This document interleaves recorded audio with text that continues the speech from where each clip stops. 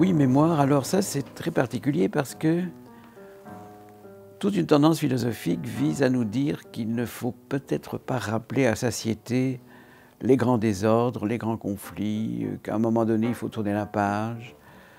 Or, dès le XVIIe siècle, je pense à Shakespeare. Shakespeare a dit là-dessus une chose magnifique: le mal que font les hommes vit après eux.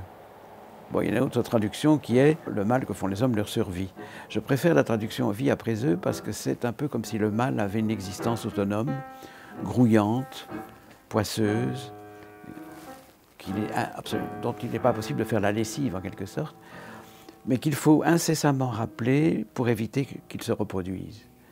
Si vous supprimez la mémoire du mal, il peut ressurgir à tout moment. Il dit « on m'a déjà oublié ».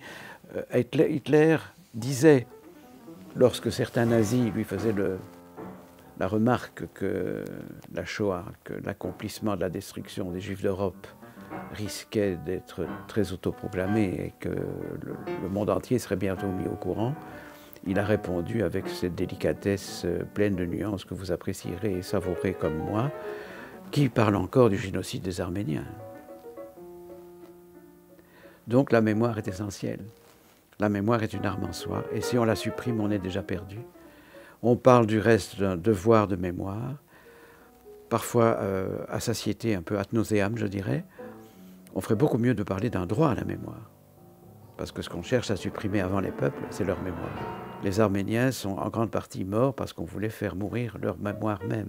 La seule évocation par un Arménien de sa culture était déjà une injure faite à l'article 301 du Code pénal turc.